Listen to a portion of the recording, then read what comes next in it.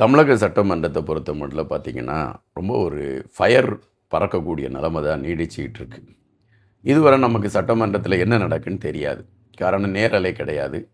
இவங்க எடிட் பண்ணி வெளியே அனுப்புறது தான் நம்ம பார்த்துக்கிட்டு, ஓ சட்டமன்றத்தில இப்படி தான் பேசியிருக்காங்க போல இருக்கு அப்படின்னு நம்ம நினச்சிக்குவோம். ஆனால் தமிழக வெற்றி கழகம் ஆட்சிக்கு வந்த உடனே அவங்க ரொம்ப கட்ஸா நேரலை என்றார்கள். எல்லாரும் பார்க்கட்டு, தமிழக சட்டமன்றத்தில் என்ன நடக்கிறது அப்படின்ட்டு எல்லாரும் பார்க்கட்டு அப்படின்னு சொன்னாங்க. நான் சமீபத்தில் ராமநாதபுரம் என்கின்ற ஒரு பகுதியில் ஒரு பொதுக்கூட்டத்தில் பேசுவதற்காக சென்றிருந்தேன். அப்போ அங்கே நிறைய பொதுமக்களை எல்லாம் நம்ம பார்க்கக்கூடிய ஒரு களம் அமைஞ்சிருந்துச்சு.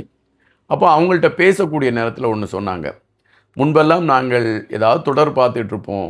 இப்போ பார்த்தீங்கன்னா சட்டசபையில் என்ன பேசுகிறாங்க, என்ன நடக்குது, ஒரு ஒரு ஒரு அதாவது ஒரு திரைப்படத்தை பார்த்தது மாதிரி நாங்கள் சட்டமன்றத்தில் நடக்கக்கூடிய நிகழ்வுகளை பார்த்துக்கிட்டு இருக்கோம். இப்போ தொடர் பக்கமே நாங்கள் போகிறதில்ல அப்படின்னு ஒரு செய்தியை சொன்னாங்க. ஏறக்குறைய தொலைக்காட்சியை நடத்தி கொண்டு இருக்கக்கூடியவர்கள் கூட இப்போ அப்போ தான் சொல்கிறாங்க, எங்களுக்கான டிஆர்பி ரேட், அதாவது தொடர் சார்ந்த டிஆர்பி ரேட் ரொம்ப கம்மி ஆயிடுச்சின்னு.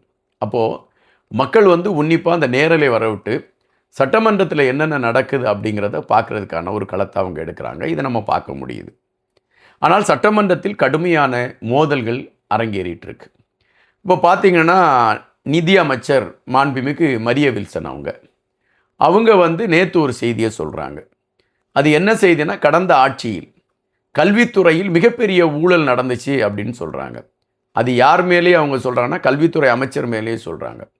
நாங்கள் கூட எங்களுடைய கல்வி நிறுவனத்திற்காக நாங்கள் அனுமதிக்கு போன பொழுது தீநகர் பகுதியில் இருக்கக்கூடிய ஒரு இடத்தில் எங்களை வரவழைத்து எங்களிடம் பணம் பெற்று கொண்டார்கள் என்கின்ற செய்தியை சொல்கிறாங்க. அதற்கான ஆதாரம் நான், என் மீது வழக்கு போடுவதாக இருந்தால் வழக்கு போடட்டும், அந்த வழக்கை நான் சந்திப்பதற்கு தயாராக இருக்கிறேன் அப்படின்னு அவங்க தெரிவிக்கிறாங்க. உடனடியாக முன்னாள் கல்வித்துறை அமைச்சர் மகேஷ் அன்பில் பொய்யாமொழி பத்திரிகையாளர்களை சந்திக்கிறாரு.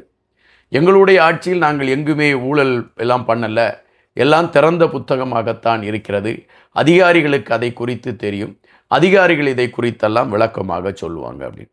ஆனால் நிதியமைச்சர் எடுத்து வைத்த அவருடைய நிதியமைச்சருடைய கல்வி நிறுவனத்திற்கு நான் கடந்த ஆட்சியில் பணம் கொடுக்கப்பட்டது என்பதற்கு மகேஷ் பொய்யாமொழி கடைசி வரை எந்த பதிலும் சொல்லவில்லை என்பதை வைத்து பார்க்கின்ற பொழுது உண்மையிலே மிகப்பெரிய ஊழலைத்தான் அந்த கல்வி அமைச்சர் செய்திருக்கிறார் என்பதாகத்தான் யூகிக்க முடிகிறது. இதன் பின்பு என்னென்ன செய்திகள் வரும் என்பதை நாம் பார்க்கலாம். நன்றி.